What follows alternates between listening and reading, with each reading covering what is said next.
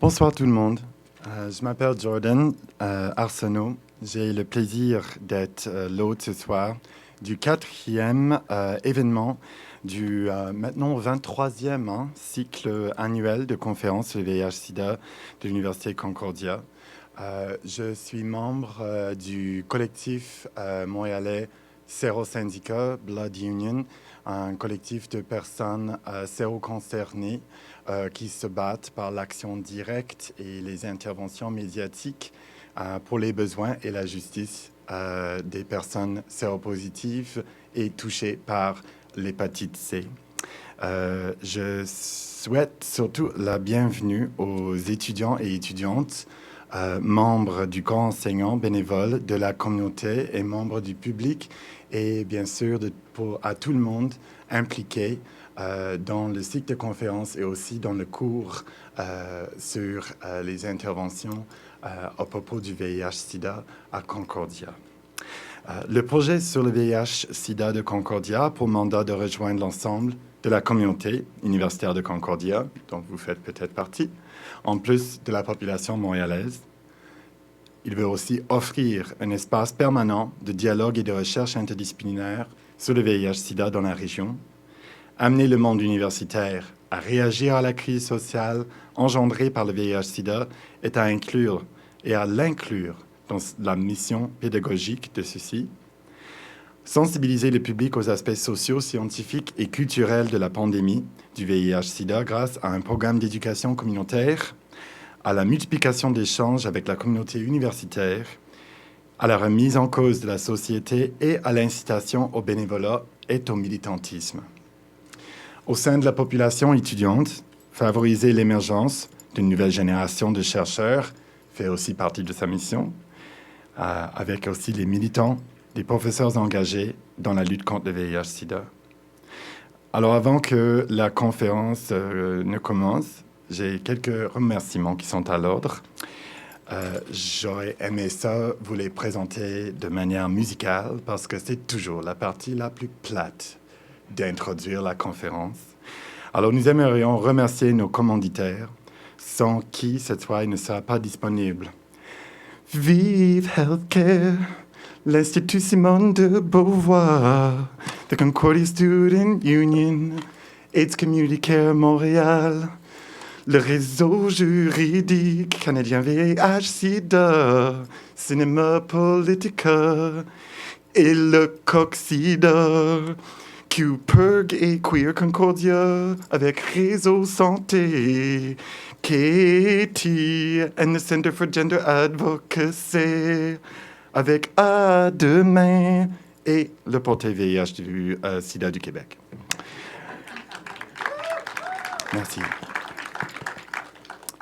Pour que tous ces bailleurs de fonds-là nous aiment encore. Pour l'événement de ce soir, nous nous sommes associés à, en plus du département suivant, de l'Université Concordia, bien sûr, la Faculté des arts et des sciences et le bureau du recteur. Alors, la présentation de notre conférencière durera environ 1 heure, mais comprendra, suite à sa présentation orale, de la projection du documentaire Consentement, la non-divulgation du VIH et la loi sur l'agression sexuelle, en version originale anglaise, sous-titrée en français. Après la conférence, nous avons réservé 30 minutes pour la période de questions, en plus de la conclusion de Madame Kazachkin. Alors, pour cette partie-là, je vais vous expliquer plus tard, mais bien sûr, toute intervention et question en anglais sera la bienvenue. Alors, at the end, for the question period, of course, all questions can be asked in English. I can or not translate, and the presentation will be in French. But the film will be presented in its original English with French subtitles. Nous demandons à toutes et à tous d'éteindre, s'il vous plaît, votre cellulaire pour la durée de la présentation. For English queers, you can put it on vibrate, but you should also not get it out while the film is on, because that's annoying. D'envisager de faire un don déductible d'impôt à la série des conférences, puisque nous comptons sur les petites contributions et les grosses pour rendre ces événements possibles. Vous pouvez nous soutenir en prenant un formulaire de don en sortant de la salle ou sur notre propre site de collecte de fonds hébergé par la plateforme Fund One de Concordia. Alors, il y a plein de monde à qui vous pouvez parler à propos de faire des dons. Je sais que tout le monde est pauvre, mais on a Katie qui est là-bas, qui est la coordinatrice cette année. Tu peux parler avec moi. J'accepterai pas l'argent, mais je vous dirigerai vers Katie encore. Et puis, on a aussi le bénévole à la porte. Alors, sans plus tarder, j'aimerais accueillir Maria Nengemensa, professeure titulaire à l'École de travail social et à l'Institut de recherche et d'études féministes de l'Université du Québec à Montréal, pour introduire notre conférencière.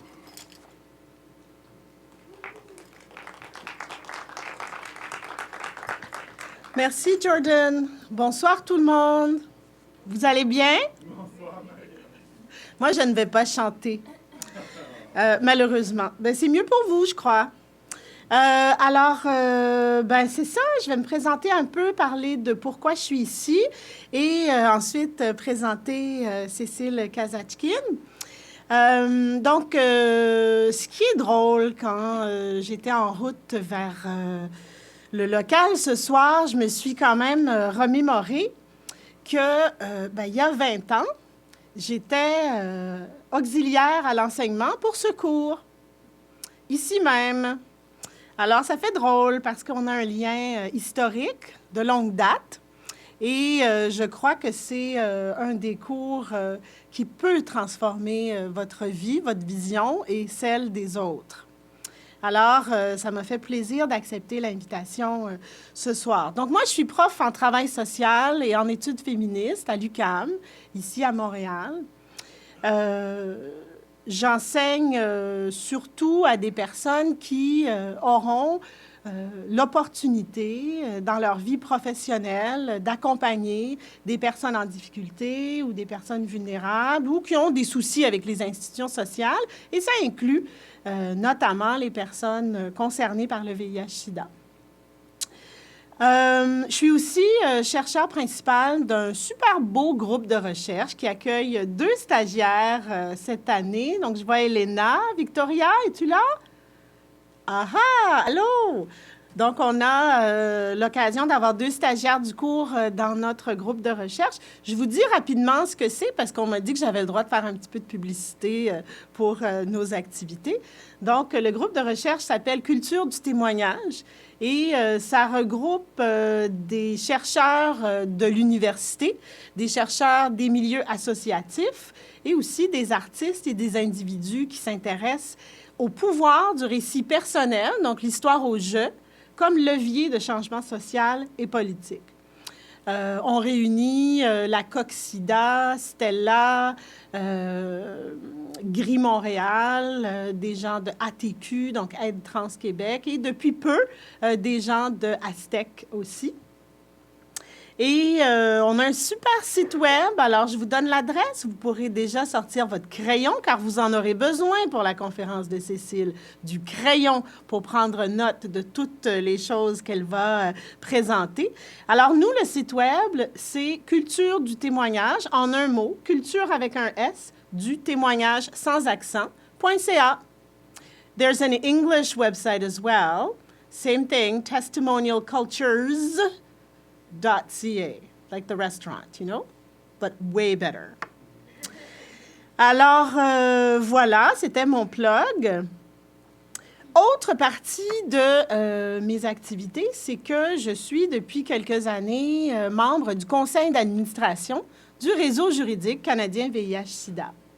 Et dans le cadre de ces activités, j'ai le plaisir et le privilège de côtoyer des analystes extraordinaires comme Cécile Kazatchkine. Cécile, elle a rejoint le réseau juridique en 2009 et en fait, depuis qu'elle est au cœur du réseau juridique, elle travaille sur le dossier de criminalisation du non-dévoilement, criminalisation et VIH. Elle a eu l'occasion de réfléchir, d'intervenir et surtout de susciter des discussions sur les enjeux que pose le droit, j'aime bien dire, pénal pour les personnes vivant avec le VIH. Elle est co-réalisatrice du documentaire que vous allez voir ce soir. Elle participe aussi au développement d'outils pour les milieux communautaires et je sais qu'il y a demain un atelier à ACCM qui est à quelle heure? À midi. Donc, si vous n'êtes pas encore inscrit, je pense qu'il reste quelques places encore. Ce serait vraiment important de le faire pour avoir une opportunité d'approfondir certaines questions qui auront été soulevées ce soir. Donc, formellement, Cécile, elle est titulaire d'une licence en droit privé et d'une maîtrise en droit anglais de l'Université Panthéon-Assas Paris II, d'un Diploma in Legal Studies de l'Université d'Oxford au Royaume-Uni et d'un diplôme d'études approfondies, Master 2, en droit international public et organisation internationale de l'Université Panthéon-Sorbonne Paris 1. Ça fait beaucoup d'expertise réunie en une seule personne. Je sais que tu es toute rouge, là, mais... Alors, elle est très bien placée pour venir nous entretenir ce soir sur un sujet qui est assez complexe, mais qui nous concerne tous et toutes de différentes manières. Enfin, je dirais que Cécile, c'est une personne qui est vraiment accessible. Et ça, c'est important parce que les sujets qu'elle va aborder avec nous ce soir, ils sont très complexes, ils sont très abstraits. On a l'impression parfois, quand on parle de droit, de choses juridiques, de loi, que c'est des milieux et des langages un peu hermétiques, hein, comme s'il fallait avoir suivi plusieurs cours avant de pouvoir s'intéresser au sujet. Or, Cécile a la capacité de nous traduire ce langage et ses préoccupations de manière accessible et j'en dis pas plus. Je pense qu'il faut l'accueillir avec un chaud applaudissement. Cécile, la parole est à toi. Bienvenue.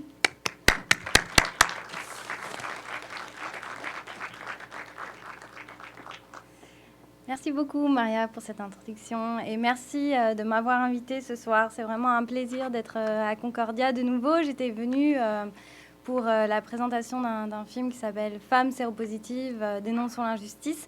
C'était celui-ci que j'avais co-réalisé, mais c'est pas grave. J'aurais bien aimé co-réaliser l'autre aussi, mais non. C'est mes collègues Alison, Symington et Janet qui doivent avoir tout le crédit. Et voilà, donc merci beaucoup de m'avoir invitée pour parler donc d'un sujet qui me tient beaucoup à cœur. Comme le disait Maria, je travaille sur la criminalisation de la non-divulgation du VIH depuis que je suis arrivée au Canada en 2009. Et c'est vraiment, après toutes ces années, un sujet toujours aussi difficile, complexe, sensible et malheureusement aussi toujours d'actualité au Canada. Donc, comme vous avez pu le constater, l'intitulé de cette lecture, c'est le VIH, un virus ou un crime. Alors, vous avez peut-être déjà entendu ce slogan « HIV is a virus, it's not a crime » en anglais, mais je pense que vous avez compris, qui est adopté par les activistes. J'ai voulu le reprendre ici parce que, effectivement, si on sait bel et bien que le VIH est un virus, le traitement dont il fait l'objet aujourd'hui au Canada par le droit criminel, vraiment, on a le droit de se poser la question de savoir si la criminalisation de la non-divulgation du VIH, c'est pas la criminalisation du VIH et des personnes qui vivent avec le VIH. Que vous le verrez donc au long de cette lecture, que vraiment le VIH fait l'objet d'un traitement exceptionnel par le droit criminel au Canada. Alors, je vais diviser la présentation en 3 temps. Dans un premier temps, je vais vous expliquer qu'est-ce qui se passe en fait au Canada, quelle est la situation. Puis, je vais vous donner un petit peu de détails sur le droit et sur le raisonnement juridique qui sous-tend donc la criminalisation de la non-divulgation du VIH. Ça, c'est important que je fasse parce que ça va vous permettre de comprendre en fait un des sujets sur lesquels on va se concentrer ce soir, qui est le fait qu'aujourd'hui au Canada, on poursuive les personnes vivant avec le VIH sur le fondement de l'agression sexuelle. Et ça a des implications importantes et c'est là-dessus qu'on va réfléchir aujourd'hui. Et j'en viens donc au deuxième temps de cette lecture qui sera donc le visionnage d'un documentaire qui parle exactement de ça, sur cette relation entre agression sexuelle et non-divulgation et pourquoi c'est problématique, pourquoi c'est compliqué. Donc vous allez voir dans le film, c'est vachement bien expliqué. Donc avec la base que je vais vous donner avant, puis le film, en principe, vous devriez être super fort ensuite pour pouvoir en parler. Et après la projection, on aura une séance de questions et de réponses. Et puis, je reviendrai juste 5 minutes pour un peu mettre en lumière, pour moi, quelles sont les priorités par rapport à ce qui est dit dans le film, à prendre en compte dans notre réponse sur la criminalisation du VIH au Canada. Alors, sans plus tarder, de quoi parlons-nous aujourd'hui ? Donc, la criminalisation de la non-divulgation du VIH, qu'est-ce que c'est ? C'est le fait qu'au Canada, aujourd'hui, une personne vivant avec le VIH peut être condamnée, poursuivie au criminel et envoyée en prison pour ne pas avoir dévoilé qu'elle était séropositive avant d'avoir une relation sexuelle. Alors, c'est vraiment important de savoir qu'il n'est pas nécessaire que le VIH ait été transmis pour qu'une personne puisse être condamnée au criminel. C'est le fait de ne pas avoir dit qui constitue le crime au Canada. Donc ça, c'est quelque chose vraiment à retenir. Ensuite, c'est important aussi de savoir que l'obligation de dévoiler sa séropositivité avant un rapport sexuel, ce n'est pas quelque chose qui est inscrit dans une loi, inscrit dans le code criminel canadien. Ce n'est pas quelque chose que les parlementaires ont voté. C'est quelque chose qui a été établi par la Cour suprême du Canada, donc la plus haute juridiction canadienne, en 1998 dans l'arrêt Carrier. Et on va revenir sur cette décision et ce qu'elle dit, mais vous pouvez d'ores et déjà retenir que la loi est devenue plus sévère la deuxième fois que la Cour suprême s'est penchée sur cette question en 2012. Mais avant qu'on discute un petit peu de qu'est-ce que dit la loi, où on en est, etc., je voulais juste aussi un peu rappeler le contexte. Parce que pour moi, ce qui est très frappant avec la criminalisation au Canada et assez choquant, c'est vraiment le contraste entre l'état actuel de la criminalisation du VIH et ce qu'on sait du VIH aujourd'hui et les évolutions qu'il y a eu dans le domaine de la lutte contre le VIH. D'abord, l'apparition des traitements en 1996 et l'amélioration des traitements du VIH qui permettent aujourd'hui de dire que quand une personne a accès au traitement, a accès aux soins, le VIH est devenu une maladie chronique gérable. C'est plus une death sentence comme ça l'était avant. Donc le VIH a changé, et notamment a changé depuis aussi 1998 et la première décision de la Cour suprême.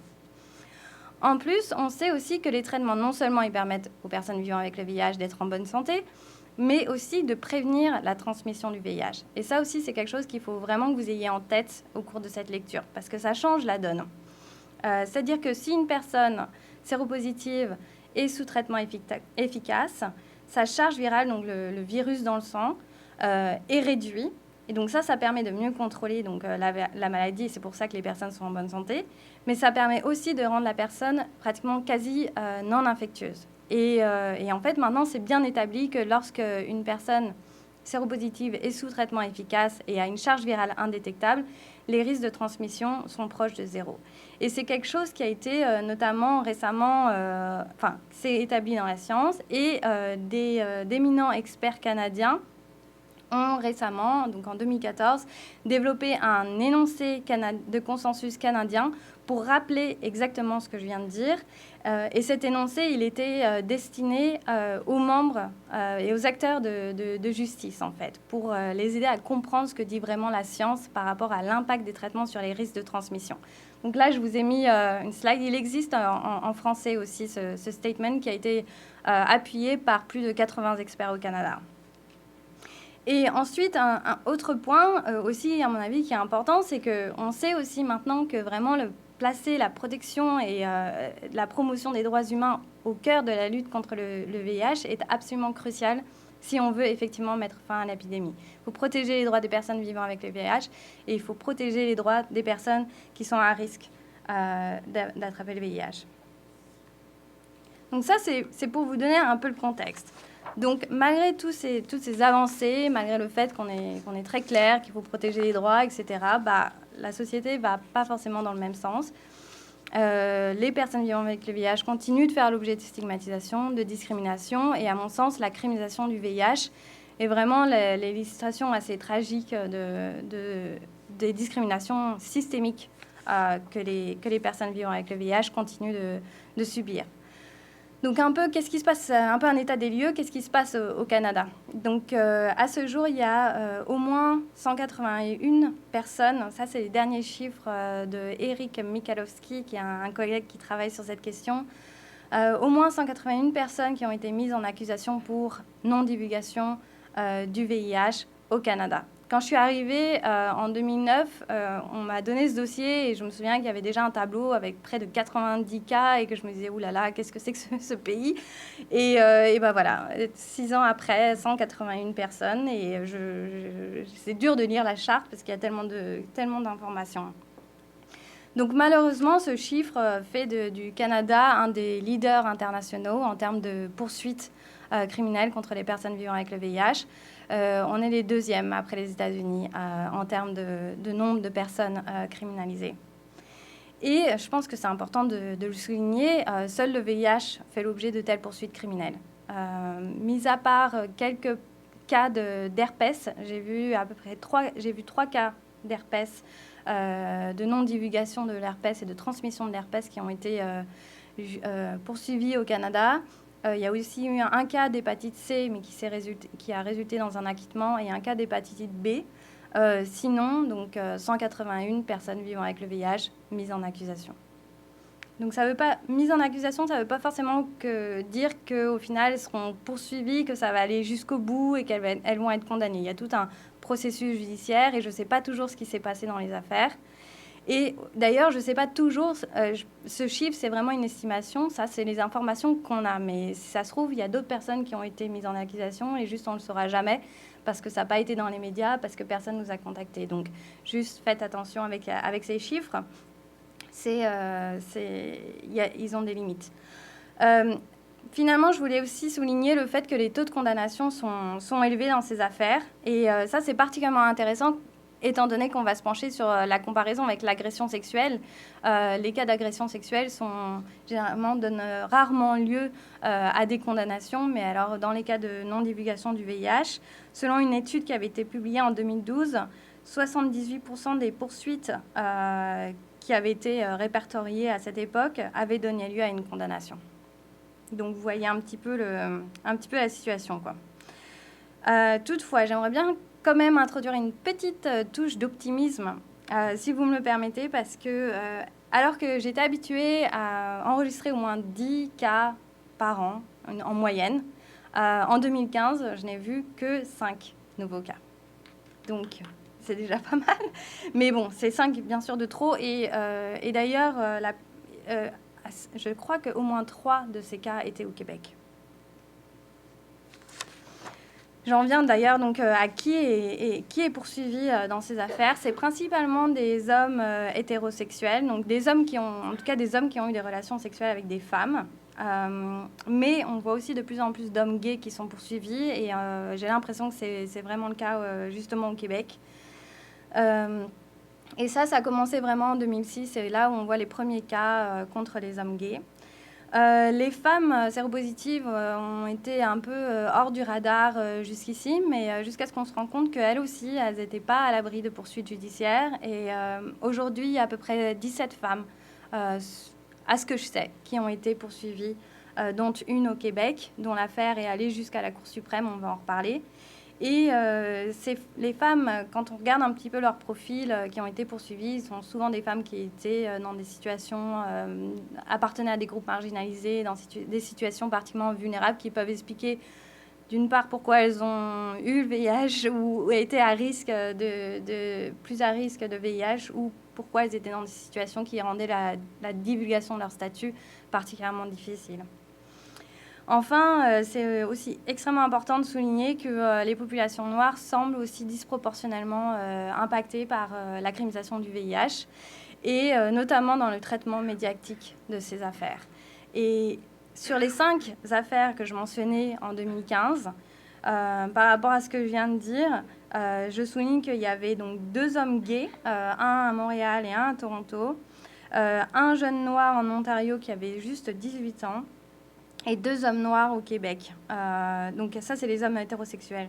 Et ce qui m'a frappée dans les médias sur ces affaires, c'est que alors que ces hommes étaient au Canada depuis plus de 10 ans, les médias quand même disaient qu'originellement, ils venaient de tel pays, d'Afrique, etc. Donc leur statut de migrant ne les quittait pas, même après tant d'années. Alors, maintenant, comme promis, le moment super excitant de la présentation, c'est quand je reviens sur le raisonnement en fait, juridique qui sous-tend donc la criminalisation de la non-divulgation du VIH au Canada pour que vous compreniez vraiment quels sont les enjeux au niveau du droit. Alors, si dans certains pays, il existe des dispositions spécifiques qui criminalisent donc spécifiquement le VIH, que ce soit la non-divulgation du VIH, l'exposition ou la transmission, ce n'est pas le cas au Canada, comme je vous l'ai dit tout à l'heure. Au Canada, l'obligation de dévoiler sa séropositivité avant un rapport sexuel, elle a été établie par la Cour suprême du Canada en 1998, au moment où elle jugeait une affaire qui concernait un homme qui avait eu des relations non protégées avec, il me semble, 2 femmes. Oui, 2, je crois. Et pour condamner, en fait, l'accusé, la Cour suprême a eu recours à des dispositions du Code criminel, des dispositions générales sur les voies de fait et l'agression sexuelle. Alors, juste pour bien comprendre son raisonnement, il faut revenir aux fondamentaux. Au Canada, avoir des relations sexuelles sans le consentement de son partenaire, c'est un crime, une agression sexuelle. Et en droit criminel canadien, on estime qu'il n'y a pas de consentement à l'acte sexuel quand il y a l'emploi de la force, donc on a forcé la personne, ou on a menacé la personne avait peur qu'on emploie la force contre elle, en cas de fraude, en cas d'exercice d'autorité, en cas d'incitation par abus de confiance ou de pouvoir. Enfin bref, il y a toute une liste. Là, ce n'est pas exhaustif sur cette slide, mais c'était pour vous donner un peu une idée de ces moments où on dit qu'il n'y a pas de consentement à l'acte sexuel en droit criminel canadien. Et la Cour suprême du Canada s'est intéressée à la fraude pour traiter la non-divulgation du VIH. Et traditionnellement, la fraude dans le contexte des rapports sexuels et du consentement était vue comme une fraude quant à la nature de l'acte. Donc, par exemple, un médecin qui vous dit qu'il fait un examen médical alors qu'en fait, c'est un attouchement sexuel. Le fait que vous soyez laissé toucher par ce médecin ne veut pas dire que vous n'avez pas consenti en fait, à cet acte sexuel. Il y avait une fraude. Donc ça c'est clair. Okay. Et donc, la Cour suprême, en 1998, a étendu la notion de fraude en disant qu'il y a aussi fraude lorsqu'il y a un acte malhonnête qui résulte dans un préjudice ou un risque de préjudice. Et elle s'est intéressée au VIH, et la Cour suprême a dit que la non-divulgation du VIH, qu'elle considère donc comme un acte malhonnête en soi, constitue une fraude susceptible donc de vicier le consentement à l'acte sexuel lorsque elle expose le partenaire à un risque important de transmission. Donc c'est là le préjudice, le risque de préjudice. Donc vous voyez, avec ce raisonnement, en fait, ce qui est un rapport consensuel, donc là je parle de situations où 2 personnes ont eu des relations sexuelles, enfin c'était consenti, il n'y avait pas de force, personne ne s'est senti obligé, c'est des relations désirées, mais il y avait une information qui manquait. Et la Cour suprême a dit que quand il y a cette information qui manque et que la personne est exposée à un risque important de transmission, le fait de ne pas avoir dit, c'est une fraude et ça transforme la relation consensuelle en agression sexuelle. Voilà. La couronne, quand même, le procureur va devoir prouver que la personne n'aurait pas consenti si elle avait su. Parce que si elle aurait consenti de toute façon, ça ne change rien. Il y a bien consentement et le consentement reste valide. Donc, voilà, ça c'est le concept. On pourra le répéter si vous avez besoin. Élément aussi important, juste à noter, c'est que les personnes sont poursuivies pour agression sexuelle grave. Parce que la Cour a estimé que exposer une personne à un risque important de transmission, c'est mettre la vie en danger. Et donc, on recourt à cette infraction, pas juste d'agression ou d'agression sexuelle, mais d'agression sexuelle grave. Et ça a aussi des implications énormes pour les personnes qui vivent avec le VIH. Ce qu'il faut aussi retenir, et je l'ai dit, mais vraiment à retenir, c'est que lorsqu'il y a un risque important de transmission qu'il y a obligation de dévoilement. C'est qu'à ce moment-là que le non-divulgation transforme et constitue une fraude. Et ça, c'est important parce que vraiment, après l'arrêt Carrier, en fait, tout s'est joué un peu autour de ça. Comment on interprète la notion de risque important? Est-ce que j'ai une obligation de dévoiler si j'utilise un préservatif?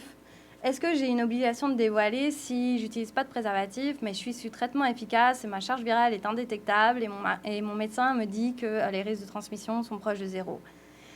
Alors, après, dans l'arrêt Carrier, la Cour suprême, elle ne s'est pas directement prononcée sur ces questions, puisque à l'époque, traitement, c'était nouveau. Et puis, il y avait eu des relations... en tout cas, ce n'était pas forcément établi l'impact de la charge virale indétectable sur le risque. Et il s'agissait de relations non protégées. Donc, elle avait suggéré qu'utiliser un condom, ça serait une défense, mais elle n'avait pas directement jugé ça. Donc, après l'arrêt Carrier, on s'est un peu posé des questions. Il y a plusieurs décisions, etc.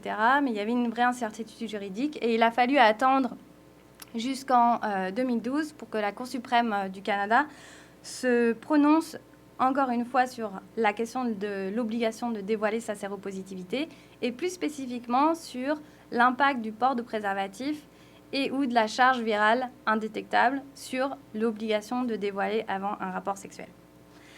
Et donc ça, c'est les affaires Maybior et Dessé. Donc Dessé, ça concerne une femme québécoise. Donc vous avez peut-être entendu parler. Et ça, c'était en 2012 que c'est arrivé devant la Cour suprême.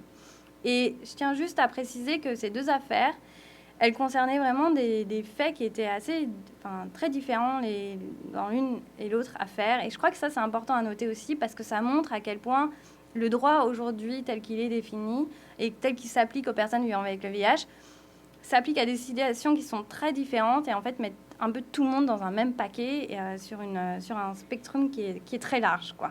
Donc on a, pas pour le diaboliser, mais on a cet homme au Manitoba qui a eu des relations sexuelles avec plusieurs jeunes filles, dont une qui avait 12 ans.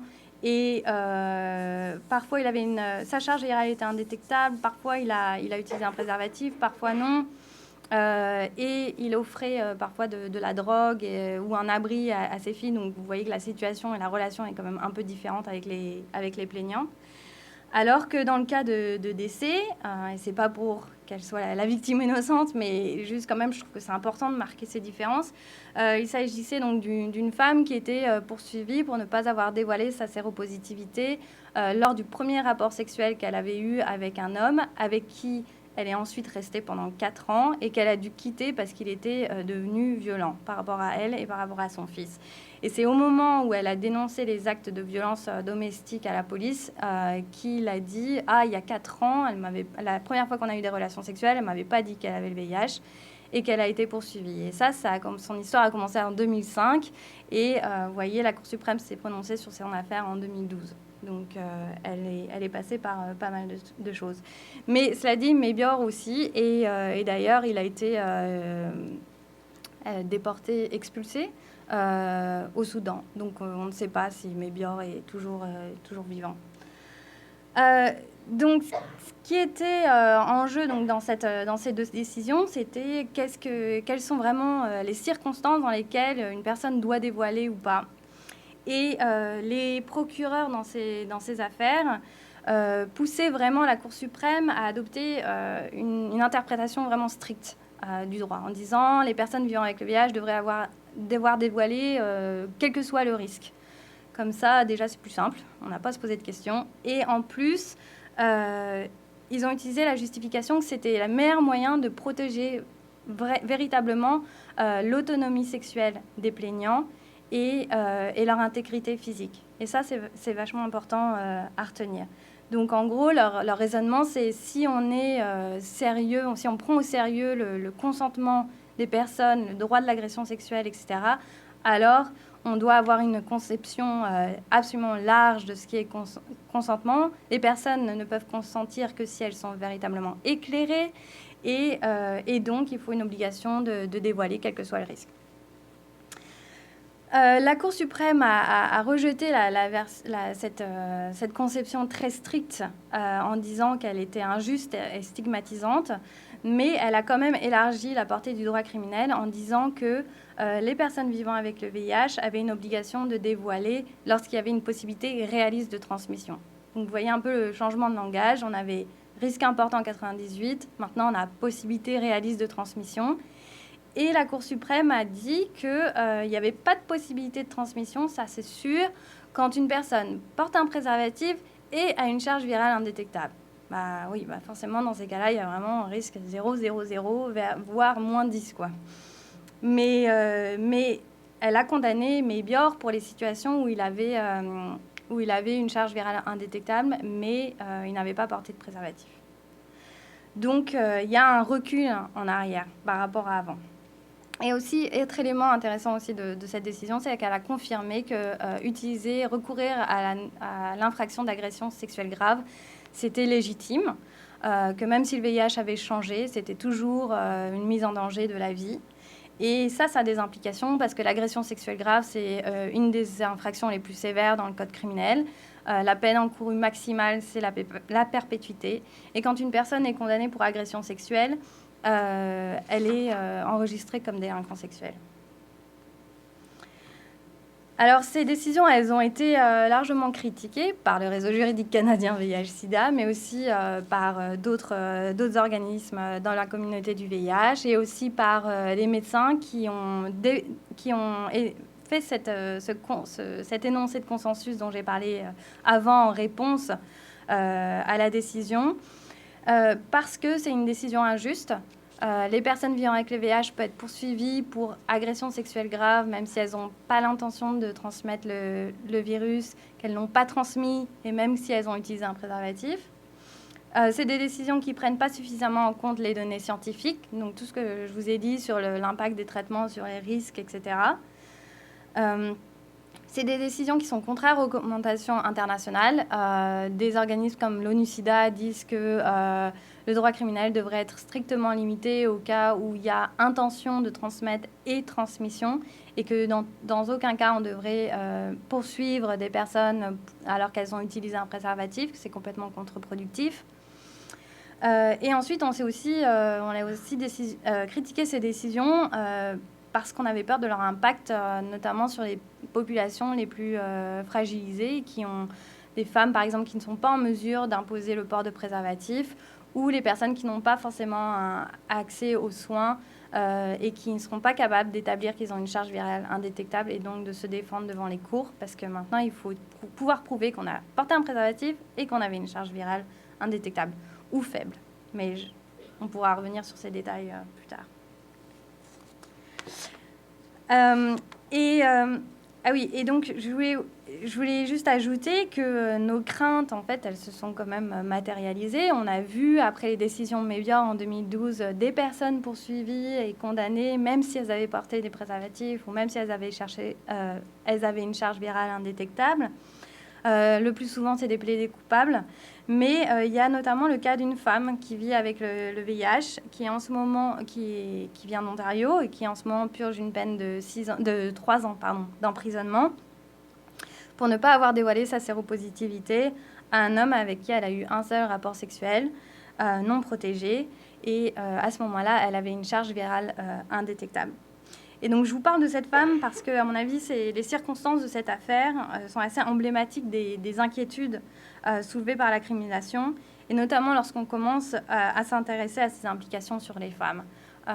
Donc, encore une fois, dans cette affaire, cette femme, elle a fait l'objet de poursuites avant. En fait, franchement, elle est pas mal harcelée par la police, qui la connaît. Quand vous voyez le traitement médiatique, notamment des affaires précédentes, c'est assez misogyne. Et elle-même a une vie assez chaotique. Et la situation, là, c'était que les plaignants, en fait, avec qui elle a eu des relations sexuelles, sont des hommes qu'elle a rencontrés à 7h ou 8h du matin, eux, en chemin vers le travail. Ils la rencontrent au Tim Hortons ou au Convenience Store, et ensuite, ils ont des relations sexuelles dans leur camion ou dehors. Et un jour, ils entendent à la radio qu'il y a la police qui enquête sur elle pour non-divulgation du VIH, et ensuite ils portent plainte et ils deviennent donc les plaignants dans ces affaires, et elle se retrouve condamnée pour agression sexuelle grave pour un rapport non protégé avec une charge virale indétectable, 3 ans d'emprisonnement. Et alors que traditionnellement, donc, nos efforts au réseau juridique VIH-Sida en termes de lutte contre la criminalisation, c'était surtout concentré sur les aspects scientifiques, prendre en compte la science, et puis s'intéresser aussi à l'impact négatif de la criminalisation sur la santé publique. On a commencé à réaliser qu'il était vraiment essentiel de s'interroger à l'impact de la criminalisation sur les femmes, et aussi aux implications en termes de promotion de l'égalité des genres et de l'autonomie sexuelle, parce qu'on voyait de plus en plus de femmes poursuivies, et aussi on commençait à voir que vraiment, comme l'illustre l'affaire Mébior, un des objectifs affichés des procureurs dans les poursuites de ces affaires, c'est la promotion de l'autonomie sexuelle, la promotion de l'égalité, etc., la protection du consentement. Donc, il fallait qu'on s'interroge un peu sur ces questions. Et en plus, on avait aussi le sentiment que le fait que ce soit traité comme une infraction d'agression sexuelle, ça contribuait à l'expansion du droit criminel aux dépens des personnes vivant avec le VIH. Par exemple, en Ontario, les procureurs sont assez agressifs sur le terrain de la non-divulgation du VIH dans leurs poursuites. Et effectivement, les lignes directrices en Ontario sur les cas d'agression sexuelle disent aux procureurs, prenez ça vraiment sérieusement et allez-y, quoi. Donc, à partir du moment où on associe les deux, forcément, vous voyez le résultat, quoi. Et ce qu'on a assez vite pu mettre en lumière, en fait, c'est que d'abord, il était quand même assez simpliste d'associer la non-divulgation du VIH avec une situation de contrôle, de mépris de l'autre ou d'actes de violence, comme le sous-entend en fait l'utilisation de l'agression sexuelle, qui vraiment se caractérise par le fait qu'on impose une violence, un contrôle, un pouvoir sur l'autre. Alors qu'il y a beaucoup de situations, donc il y a des affaires qui sont problématiques, mais il y a aussi beaucoup de situations dans lesquelles la non-divulgation, c'est le résultat d'une peur d'être rejeté, d'une peur d'être isolé, voire d'une peur d'être victime de violence. Donc on est loin d'être dans une dynamique de pouvoir comme on la retrouve dans les cas d'agression sexuelle différents. Et ça, c'est valable que l'accusé soit un homme ou une femme. Ensuite, on s'est aussi rendu compte que la criminalisation du VIH, au lieu de protéger les femmes contre les violences, encore une fois, comme semble suggérer l'utilisation de cet arsenal juridique de l'agression sexuelle, la criminalisation du VIH expose les femmes, et notamment les femmes séropositives, à davantage de risques de violence, par exemple en les maintenant dans des relations abusives, de peur que leur partenaire se venge, si elles les quittent, ils les menacent, qu'ils vont aller à la police, etc. Et aussi au risque d'être poursuivis, comme l'a illustré l'affaire Dessay. Et enfin, on s'est aussi rendu compte qu'il y a un risque, en associant la non-divulgation du VIH à l'agression sexuelle, de dénaturer l'infraction d'agression sexuelle et de fragiliser le droit de l'agression sexuelle. Et ça, je dirais qu'on s'en est un peu rendu compte quand on a vu que dans des affaires comme Dessay, des associations féministes et autres n'intervenaient pas devant la Cour suprême du Canada. Et en fait, c'est parce qu'elles avaient un dilemme, comment se positionner là-dessus, vu qu'elles voulaient avoir une conception extrêmement forte du consentement et un droit de l'agression sexuelle solide. Et elles avaient peur qu'il soit endommagé par la réalité, par le fait que quand il est utilisé à d'autres fins, il puisse être dénaturé. Donc, cette réflexion autour de la criminalisation et des femmes nous a amené à faire un premier film, donc Femmes séropositives, dénonçons l'injustice, qu'on a montré ici d'ailleurs, comme je vous le disais avant.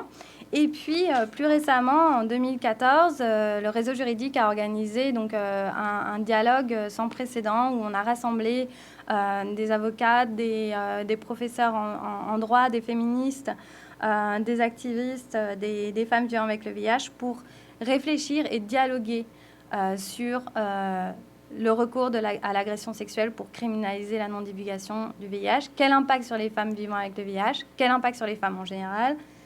Quel impact sur le droit de l'agression sexuelle? Donc, c'est là-dessus, justement, qu'on a le film. Et c'est dans ce cadre de ce dialogue qu'on a interviewé 6 des protagonistes de ce dialogue pour qu'elles nous donnent un peu leur perspective sur ces questions. Et donc, on va montrer le film maintenant. Et je mentionne juste qu'il a été réalisé par Alison Duke, qui est la même personne qui avait réalisé Femmes séropositives dénonçant la justice. Voilà, on peut faire le film.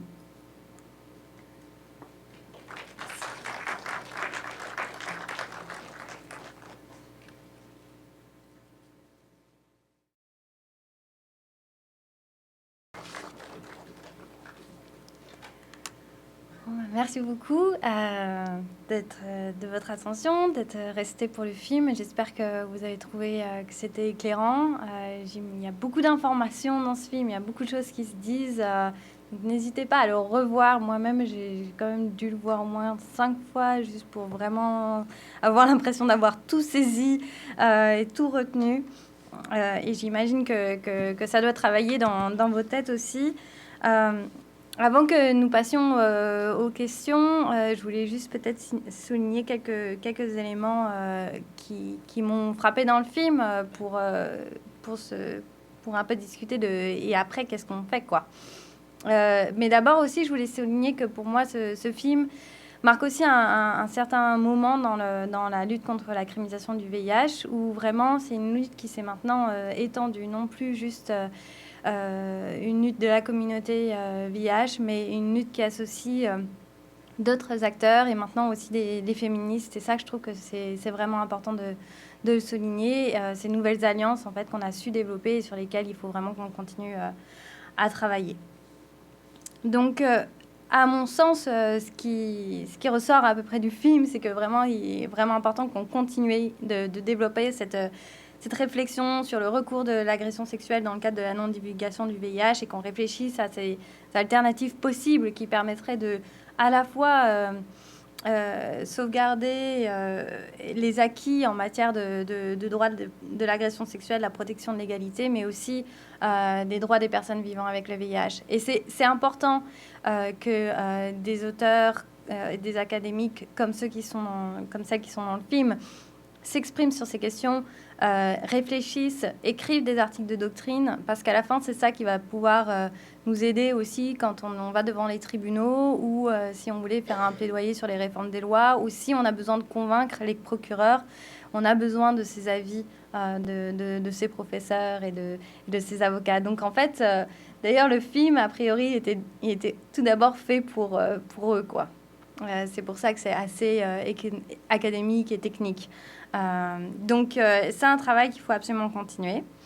Ensuite, dans le même temps, nous devons évidemment davantage promouvoir et garantir le droit à la santé sexuelle et reproductive des personnes qui vivent avec le VIH, lutter contre les discriminations et s'assurer que les données scientifiques sont véritablement prises en compte par les décideurs politiques, par les membres des acteurs de justice.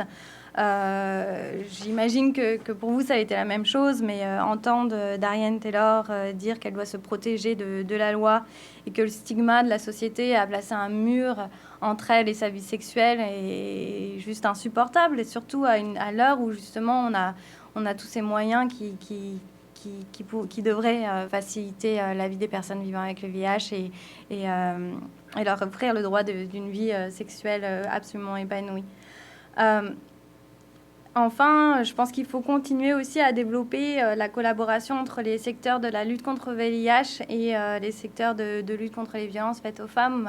Dans le film, vous avez vu qu'il y avait une femme qui travaille dans un centre d'aide aux victimes d'agressions sexuelles. Et souvent, ces deux secteurs, alors même que violences sexuelles, VIH, tout ça, c'est souvent lié, ces deux secteurs qui ne se connaissent pas toujours bien. Et donc, c'est vraiment important de créer ces dialogues et de travailler ensemble. Et au réseau juridique, on a, après donc la réalisation du film, organisé 2 sessions, une en Ontario et une en Colombie-Britannique, où justement on a rassemblé des associations de lutte contre le sida locales et des centres de soutien aux victimes d'agressions sexuelles pour qu'ils se parlent entre eux, pour qu'ils échangent sur ces questions et tentent de travailler ensemble. Et évidemment, il y a encore beaucoup de choses à faire, aussi beaucoup de choses à faire pour lutter contre les violences et pour l'égalité. Et dans certaines affaires où les faits sont assez troublants et perturbants, comme dans l'affaire Maybior, à mon sens, c'est aussi des illustrations, ces affaires de non-divulgation du VIH, de l'échec, en fait, qu'il y a eu au niveau de la protection contre les violences, pour l'égalité. Et je voulais juste finir là-dessus parce que ça m'a frappée en parlant avec une femme au téléphone vendredi dernier qui me racontait justement toute son histoire, tout son parcours et qui me disait que lorsqu'elle avait vu l'homme qui l'avait fait tant souffrir arrêté par la police, elle n'avait pas été satisfaite parce qu'elle dit qu'il aurait dû être arrêté parce qu'il était violent, pas parce qu'il avait le VIH. Donc voilà, pour répondre à la question du début, effectivement, le VIH est un virus, c'est pas un crime. Merci beaucoup.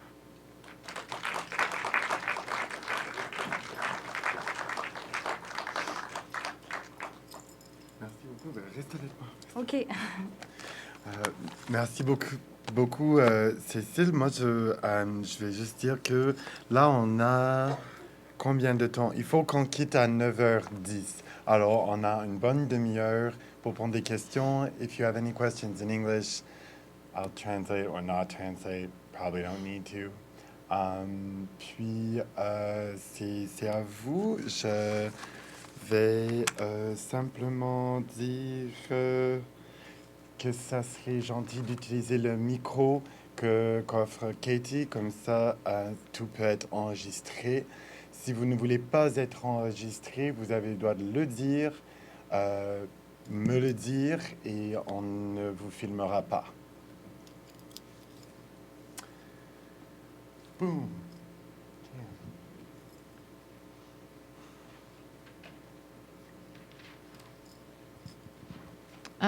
OK, j'ai un peu 2 questions, ou je ne sais pas si c'est questions, commentaires, mais alors je vais peut-être juste mentionner le premier que je pense est plus petit, et l'autre, je pense que je vais devoir le poser en anglais parce que il y a des mots qui me manquent en français.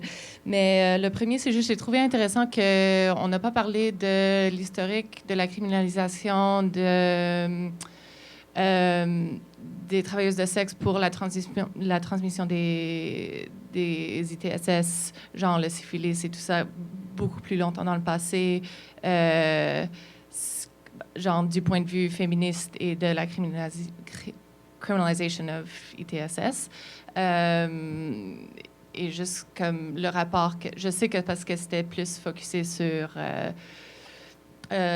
sexual assault, mais je voulais juste comme, je pense qu'il y a un lien à faire avec ça aussi du point de vue féministe, mais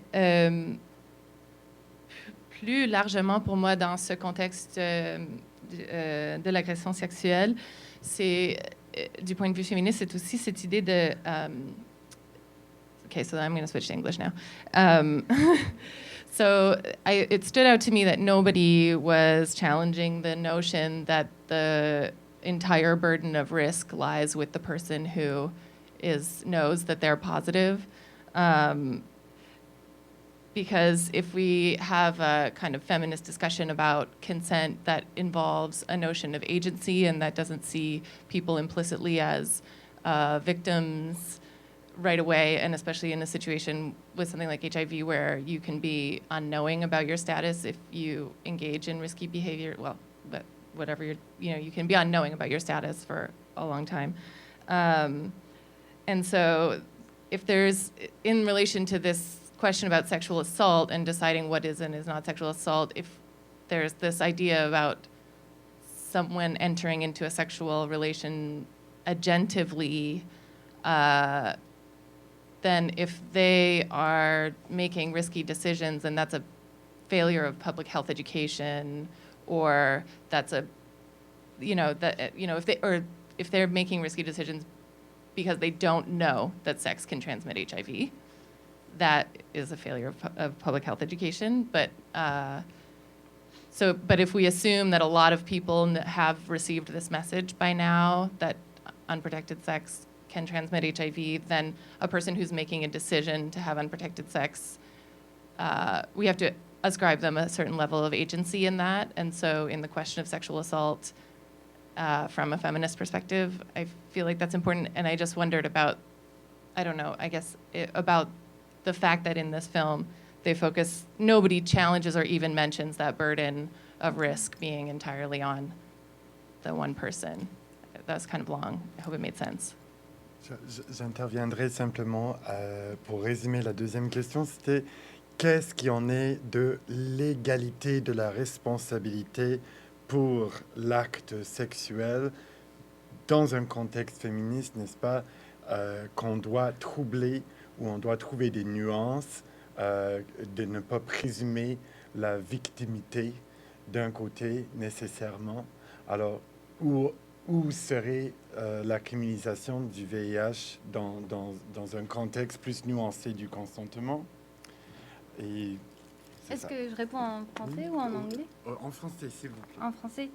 Non, mais je vous remercie d'avoir soulevé ce point parce que je pense que c'est très important et c'est aussi un des arguments d'ailleurs qu'on avait soulevé dans une des affaires. C'est aussi que cette vision, donc cette association de la non-divulgation à l'agression sexuelle, quel que soit le cas en fait, quelles que soient les parties prenantes d'une manière juste catégorique, laisse complètement part de cette préposition que finalement toutes les personnes qui ont des relations sexuelles avec une personne qui vivent avec le VIH sont des personnes vulnérables, passives, incapables de prendre des décisions pour leur propre santé sexuelle et que en fait ça c'est diminuant quoi aussi comme concept. Donc je suis complètement d'accord avec vous. Mais après, c'est vrai qu'il y a aussi des gens qui ne se rendent pas forcément compte des risques. Et je suis d'accord avec vous aussi sur la deuxième partie de votre question qui fait appel à l'échec de la prévention, de la santé publique. Et je relisais justement une des affaires, pareil, vendredi. Donc j'ai travaillé là-dessus vendredi, comme vous pouvez le constater. Où il y avait le témoignage d'une des plaignantes qui venait d'Afrique et qui disait qu'elle n'aurait jamais imaginé pouvoir être exposée au VIH au Canada. Et donc, en fait, souvent dans ces affaires, finalement, les plaignants, c'est la première fois qu'ils ont l'impression d'avoir été exposés, d'avoir côtoyé quelqu'un qui vit avec le VIH. Et c'est comme cette espèce de grosse surprise et de cette impression que ça ne pouvait jamais leur arriver et que... Donc voilà, il y a cette espèce de dualité, donc il y a vraiment besoin de plus d'informations là-dessus. Et malheureusement, je ne peux pas répondre à votre premier commentaire parce que je ne connais pas l'histoire du travail du sexe et de la pénalisation de la transmission des maladies sexuellement transmissibles.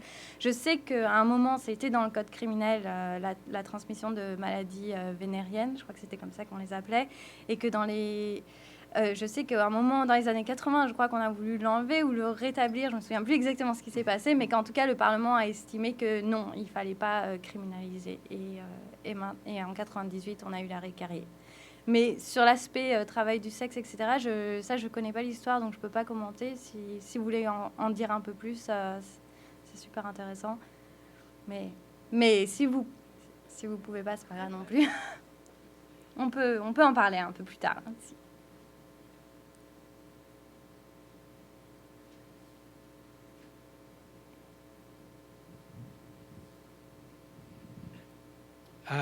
Je suis très heureux d'être venu ici. En même temps, la chose m'a tellement bouleversé que je vais à la maison réfléchir très très longtemps. Et je devrais peut-être faire ça avant de parler, mais quand même, c'est difficile de me taire. Alors, j'aurais une question et un commentaire. Je commence par la question. Ce que j'ai compris du documentaire, c'est qu'après avoir montré des choses de façon très claire, effectivement, comme d'ailleurs vous avez fait dans votre exposé, La conclusion, c'est que peut-être la meilleure chose, c'est d'attendre, de ne rien faire au niveau légal. Parce qu'on est dans un bourbier, et plus on se retourne dans le bourbier, plus on s'embourbe là-dedans. Est-ce que c'est votre conclusion ou c'est juste moi qui ai vu ça? Ça, c'est une question. Est-ce que j'ai vu bien ou non que la conclusion du documentaire, c'est que le problème est grave, toutes les facettes ont été explorées très très bien, mais que pour le moment, la solution, il ne faut pas la chercher dans une nouvelle loi. Parce que plus on s'embourbe là-dedans, et pire c'est. Est-ce que c'est ma conclusion ou c'est vraiment ce que le documentaire disait et qu'est-ce que vous en pensez? Est-ce que je suis clair dans ma question? Question difficile, effectivement, sur qu'est-ce qu'il faut faire à partir de là, quelles sont les meilleures pistes et les meilleures orientations. Est-ce que changer la loi, est-ce que c'est une option et est-ce que c'est une bonne option? Alors, pour revenir un peu sur aussi nous, notre travail au réseau juridique, peut-être que ça va m'aider à répondre à votre question. En fait, il y a 3 choses qui sont mentionnées dans ce film. Il y a intervenir devant les tribunaux et essayer de faire en sorte que on change la décision de la Cour suprême du Canada de 2012, mais c'est aussi changer un raisonnement qui date maintenant de 98, donc c'est pas évident. On peut quand même changer peut-être des petites choses au niveau des cours, par exemple l'interprétation de qu'est-ce qu'il y a une possibilité réaliste de transmission au vu des données scientifiques. Et la Cour suprême, dans l'arrêt Mébior, a donné une petite ouverture en disant, voilà, je dis ça, mais ça n'empêche pas la loi d'évoluer aux besoins, etc. Donc, à mon avis, c'est super important de continuer à travailler avec les avocats pour qu'ils défendent au mieux leurs clients, intervenir éventuellement dans des affaires comme on l'avait fait dans Mébior, etc., pour éviter, que ça se détériore, mais aussi peut-être essayer de faire en sorte que les choses s'améliorent. Soit parce qu'on change l'interprétation de la notion de risque important, ou soit même on commence à éroder l'association de l'agression sexuelle. Et ça, c'est quelque chose que peut-être qu'il faut vraiment qu'on commence à faire sérieusement devant les cours et dès qu'on intervient, commencer à challenger, je ne sais pas comment on dit en français, cette association entre les deux. Et que petit à petit, un jour, ça arrivera à la Cour suprême du Canada qui va revoir cette décision. Mais ça prend du temps avant qu'une affaire aille en Cour suprême. Là, comme je vous l'ai dit, la première affaire, c'était 98. Là, ensuite, c'était 2012.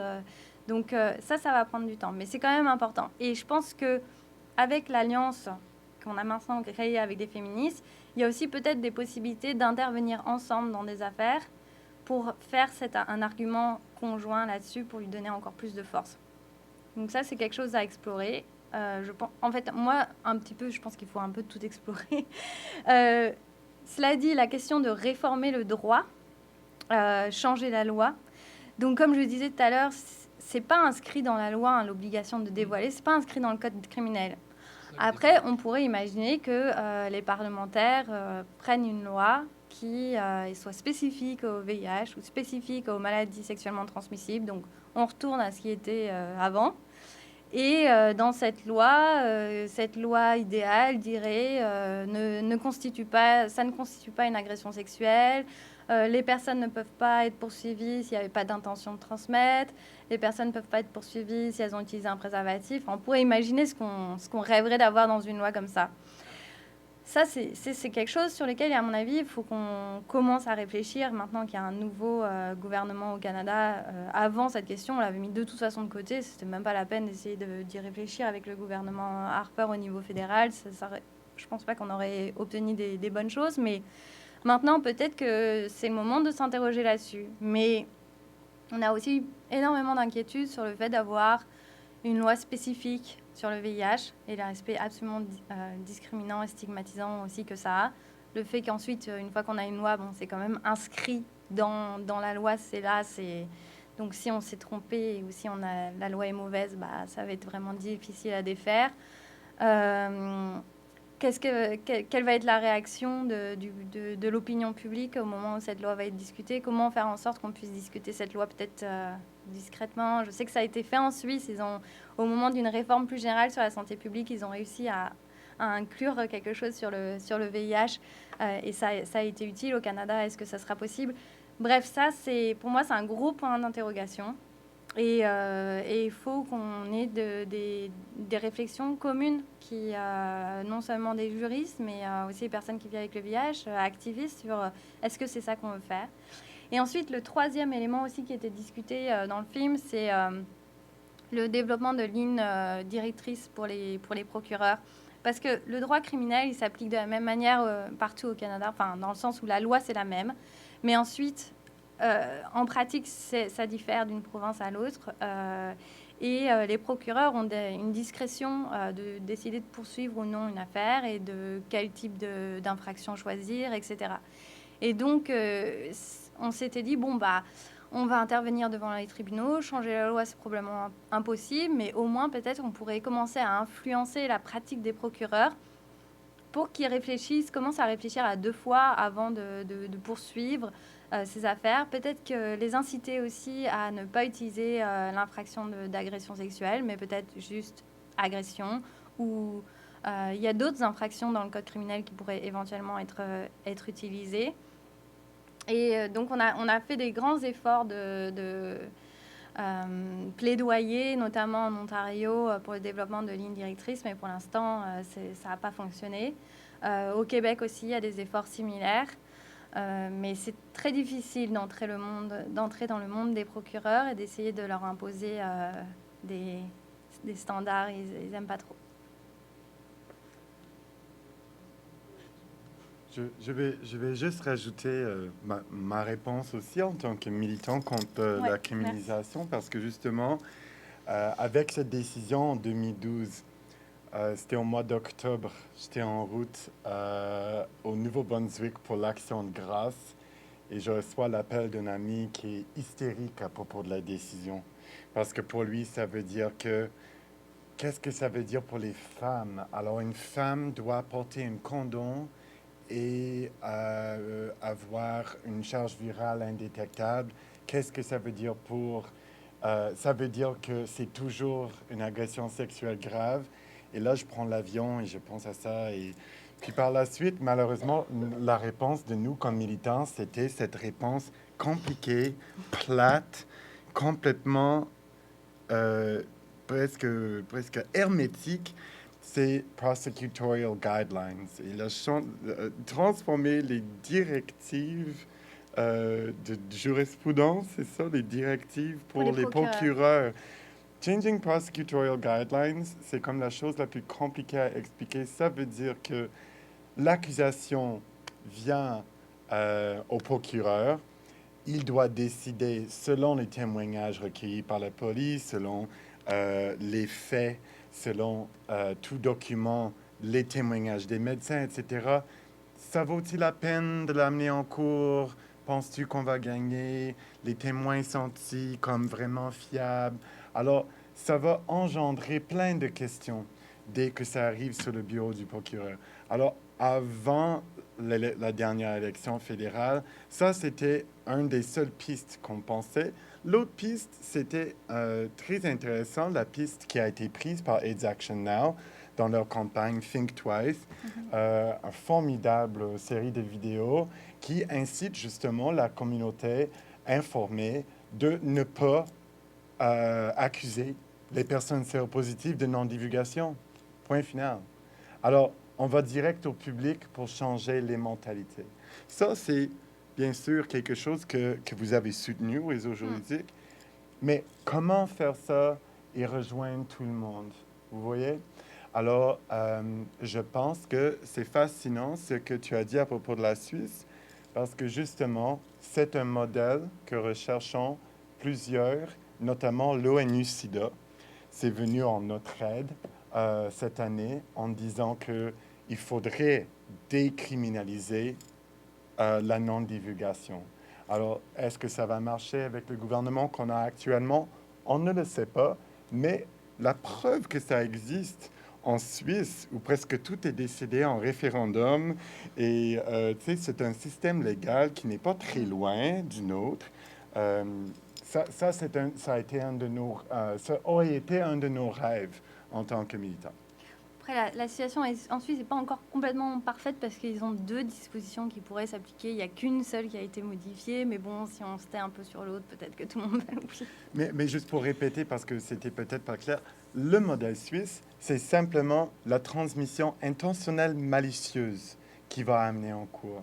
So you need to have deliberate, intentional, malicious intent to transmit the virus, and there needs to have been transmission, is my understanding of the Swiss model. Of that one, yes. So that, pour plusieurs militants, même de la gauche, même dans la communauté radicale, ça c'était pour nous un modèle convaincant qui resterait responsable à tous ces cas de femmes qui ont porté plainte pour la transmission et qui ont été infectées par des partenaires masculins qui n'avaient pas divulgué leur statut. Ce n'est pas toujours en noir et blanc, mais le modèle suisse, on aurait aimé ça, que ça soit appliqué ici. Mais là, je parle comme en tant que militant et non pas comme en tant que modérateur. On a j'aimerais, si je peux, demander s'il y a d'autres questions et après on peut revenir à vous, juste pour assurer qu'on a le temps. D'accord, on va revenir si on a encore le temps, si on n'a pas d'autres questions. Merci.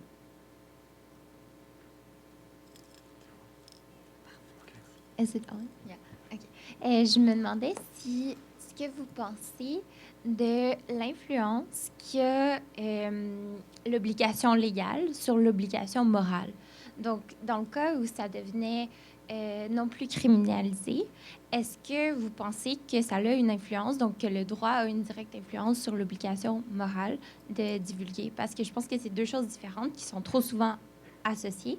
Puis si le fait de le décriminaliser, ça aurait aussi l'effet d'enlever cette obligation qui pèse sur que les gens peuvent ressentir de devoir divulguer, mais seulement d'un point de vue de leur éthique, finalement.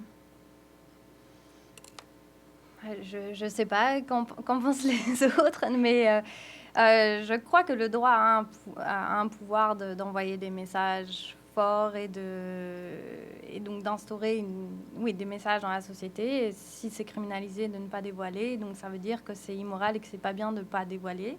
Donc, a fortiori, si on décriminalise, peut-être qu'on amoindrit ce message, mais de toute façon, ce message, quelque part, il a aussi ses défauts et ses problèmes parce que c'est pas forcément toujours immoral de ne pas dévoiler. Il y a aussi des situations où on n'est pas en mesure de dévoiler. Il y a aussi des situations où, comme on en discutait tout à l'heure, les 2 partenaires sont conscients de ce qui se passe, des risques ou pas à prendre.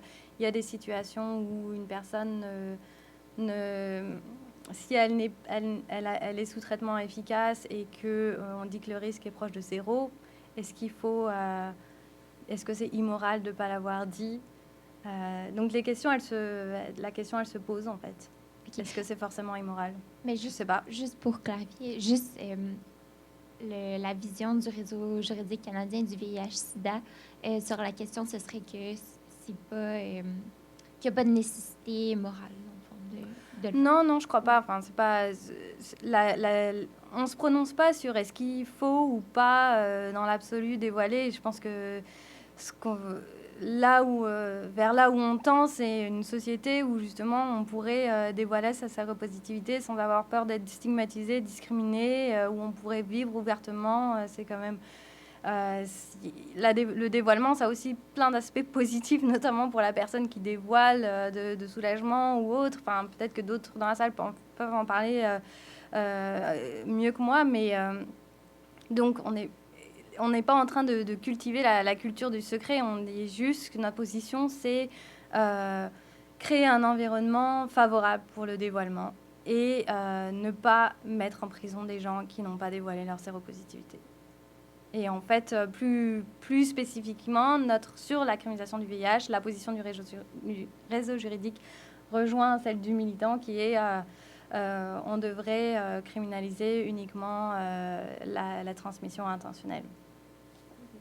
Je suis totalement d'accord avec vous, juste pour le spécifier, mais c'est ça, c'était un peu juste cette vision que peut-être que ça a des effets comme que la criminalisation a autant des effets super négatifs sur la stigmatisation, mais autant que le décriminaliser, une fois que ça a été criminalisé, ça peut avoir les effets inverses aussi, de donner une espèce d'impression qu'il n'y a plus de nécessité aucune du côté moral, ce qui peut être juste le revers de l'avoir criminalisé à la source.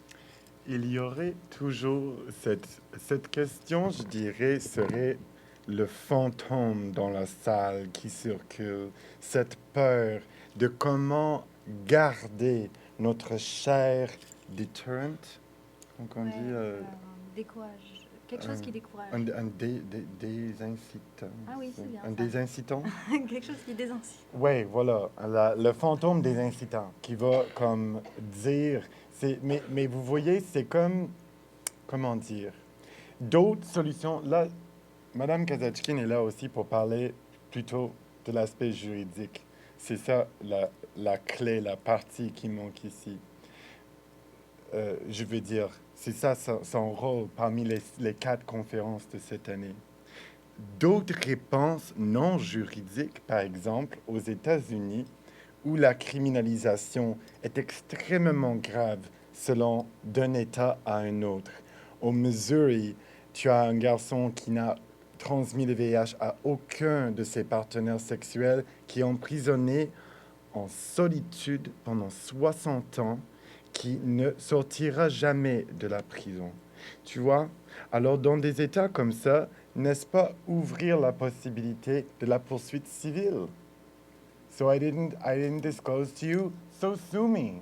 Sue me for $30,000. Why, you want? I have $30,000. You know what I mean? So alors c'est comme le fait d'avoir un litige civil aux États-Unis où la litigation est très populaire, ça rapporte beaucoup. Ça, aux Américains, ça ne les aurait pas dérangés. Ici, au Canada, ce qui a gagné, parce que originalement, le cas Kérier, là, c'était homme et en rapport avec d'autres hommes, hein? Non, des femmes. Ah, Kérier, il était hétéro. Ouais. Ben là, Attends, mais avec la manière qui en tout cas. Mais pardon, non. Alors c'est ça dans tous ces témoignages parlent, c'est là la racine. Alors même si peut-être dans cette salle, peut-être dans mon expérience, c'est des hommes en relation sexuelle avec d'autres hommes ou qui perturbent cette idée de l'agresseur séropositif étant homme et de la victime étant femme nécessairement.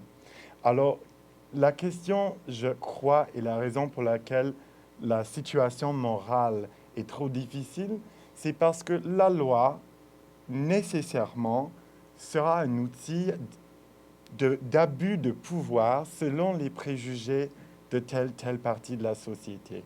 Et ça, on l'a vu avec les personnes séropositives, on l'a vu avec les travailleuses du sexe, on l'a vu avec les réfugiés, on a vu avec les personnes provenant des communautés Premières Nations, on a vu avec les Japonais, on a vu avec les Juifs, on a vu avec les homosexuels, on a vu avec les gens qui sont accusés d'agression sexuelle, mais finalement ont été acquittés, mais qui vivent avec cette accusation pour le restant de leur vie. Alors, vous voyez, c'est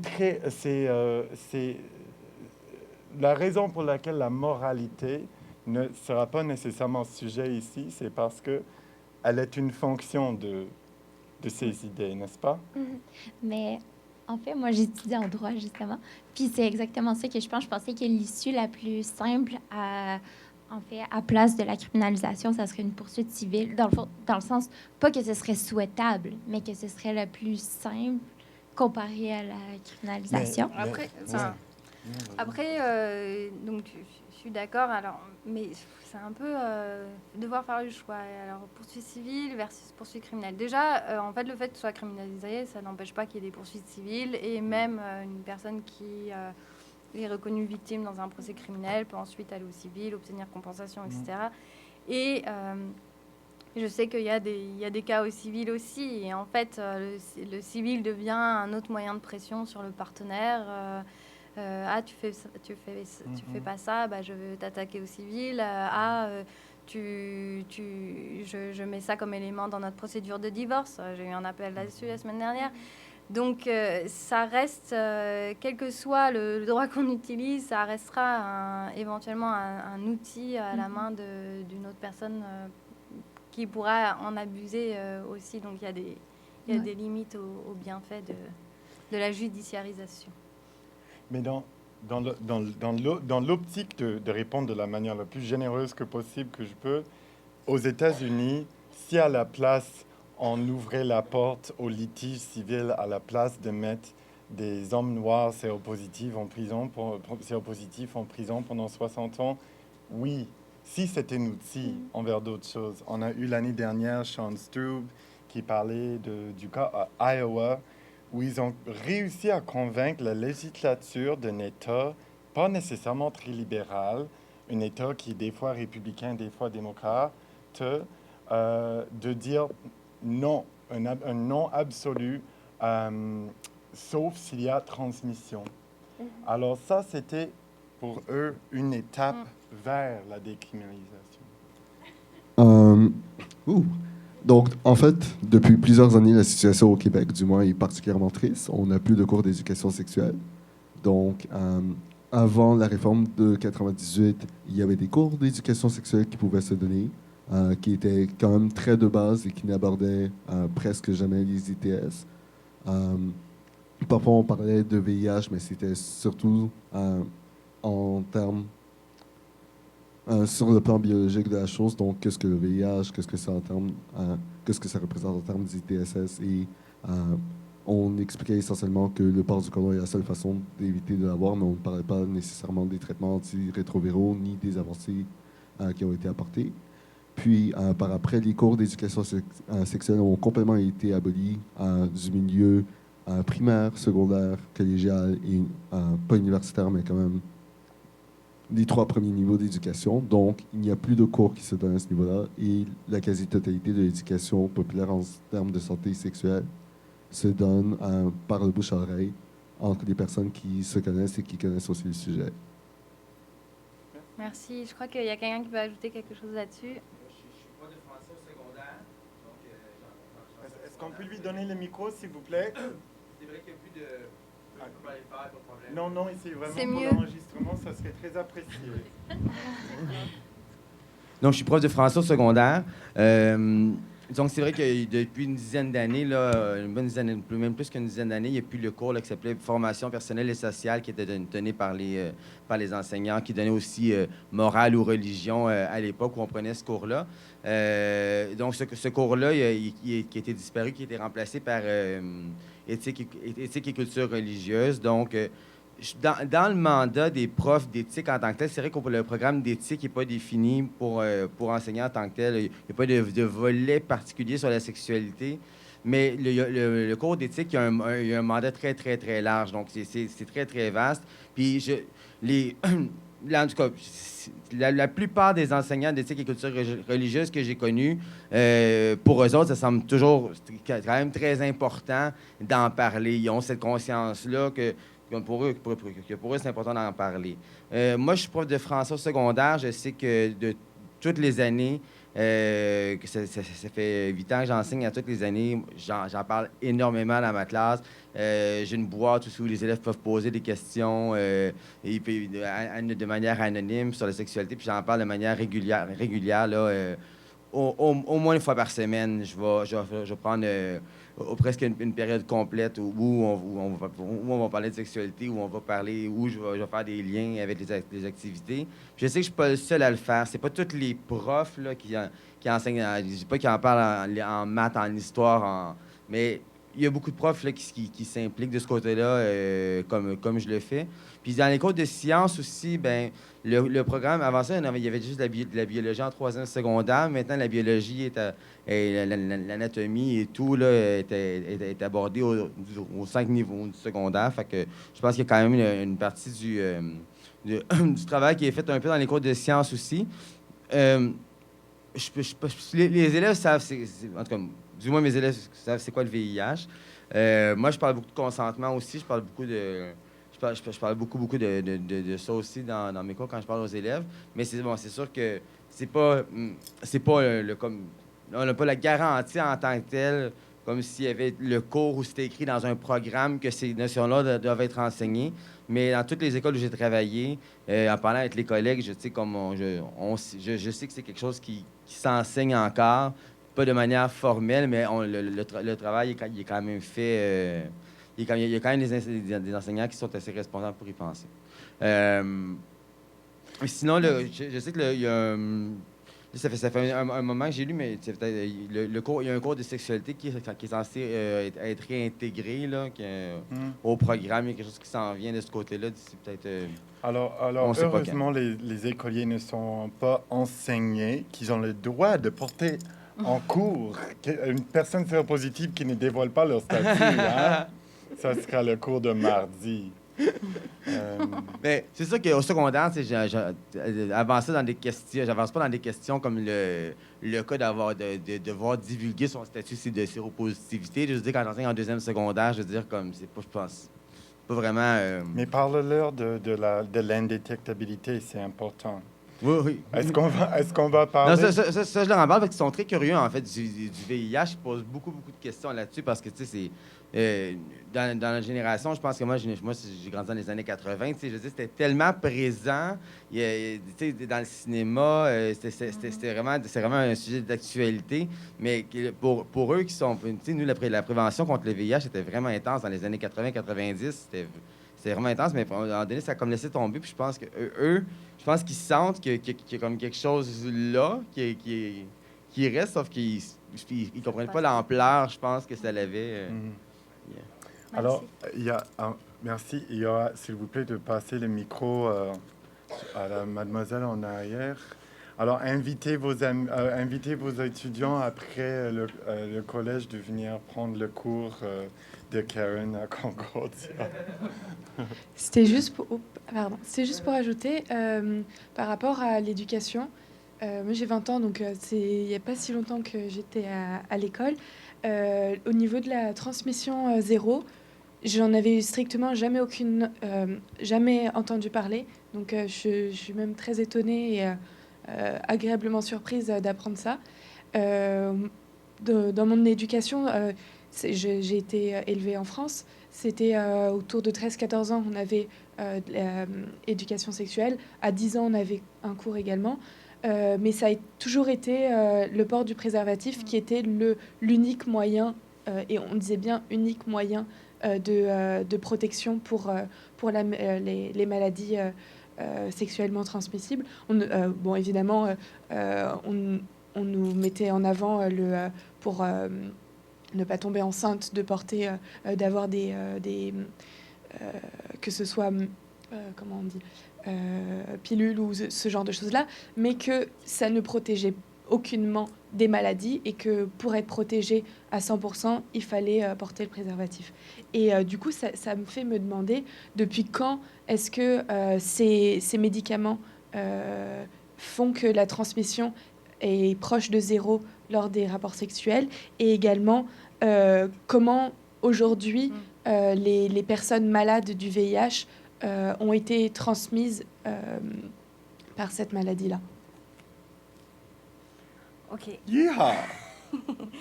Alors déjà, même si aujourd'hui il y a ces données scientifiques sur l'impact des traitements, sur le VIH, etc., ça n'a pas forcément non plus transcendé le discours public, et notamment le discours de santé publique, justement de la peur que ça va faire en sorte que les gens ne vont plus utiliser de préservatifs et donc ne vont plus se protéger, et notamment d'autres maladies aussi sexuellement transmissibles. Donc, même s'il y a ces informations-là, ça n'a pas changé forcément les messages de prévention. Ensuite, en ce qui concerne les données scientifiques, à ce que je comprends, en tout cas dès 2008, il y a justement des Suisses, des médecins suisses qui ont développé le Swiss Statement, qui a donc influencé aussi le statement canadien, en disant, bon, nous, c'est ce qu'on dit à nos patients, on ne peut plus taire cette information aux personnes vivant avec le VIH. Lorsqu'une personne est sous traitement efficace, a une charge virale indétectable, il est très dur Il n'y a pas d'autres maladies sexuellement transmissibles. Le risque de transmission est quasi nul. Donc ça, c'est un énoncé qui a été fait en 2008, mais à cette époque, les gens disaient, mais on n'a pas la preuve. Et ça a été très controversé. Les gens vont plus porter le préservatif, etc. Et ensuite, en 2011, il y a eu une étude qui s'appelle HPTN 052, quelque chose comme ça, qui portait sur un nombre important de couples sérodiscordants, donc séropositifs et non séropositifs, qui a montré qu'effectivement, qui a confirmé qu'il n'y avait pas eu de transmission dans cette étude entre les partenaires quand il y avait un partenaire qui était sous traitement et qui avait une charge virale indétectable. Donc ça, c'était en 2011. Et il y a encore d'autres études qui sont en route, notamment une étude qui s'appelle The Partner Study, qui s'intéresse aussi aux couples justement gays, parce que les premières études portaient sur les couples sérodiscordants hétérosexuels. Et je sais que les résultats préliminaires de cette étude ont aussi montré qu'il n'y avait pas eu de transmission. Alors après, pourquoi il y a quand même des gens qui sont contaminés? Déjà, tout le monde n'est pas forcément sous traitement, tout le monde ne sait pas qu'ils sont séropositifs. Donc il y a aussi de la transmission qui se passe à ce moment-là. Et c'est aussi pour ça que il faut que des acteurs de santé publique devraient s'ériger contre la criminalisation du VIH et de la non-divulgation, parce que c'est quelque chose qui peut décourager les gens à aller se faire dépister. Or, il faut pouvoir se faire dépister avant de pouvoir même avoir accès au traitement. Ok, merci. Je voulais juste rajouter par rapport au port du préservatif, je suis tout à fait d'accord qu'il ne faudrait pas non plus que les personnes se disent « ça y est, on peut vivre sans ». Mais pour autant, je pense que le fait d'être informé, au moins, ça pourrait avoir moins peur de la maladie et, comme vous disiez, déstigmatiser les personnes malades et aider à l'acceptation de ça. Voilà. Merci. Oui. Alors, on a vraiment le temps pour une toute dernière. Est-ce que j'ai vu une main ici au milieu? Non? OK. Je pense qu'on va devoir finir là. J'aimerais surtout, en tout cas, remercier Cécile de tes réponses, tes interventions. Si vous voulez en savoir plus, c'est ACCM demain au 2075 Plessis. Vous devez envoyer un courriel à Katie? hiv@concordia.ca pour t'inscrire idéalement. Mais là, si vous êtes présent ce soir, on vous accueille chaleureusement demain chez ACCM pour avoir plus d'informations. Alors, merci d'ailleurs à tous les bailleurs de fonds, mais c'est surtout à Cécile d'être venue. Merci à vous.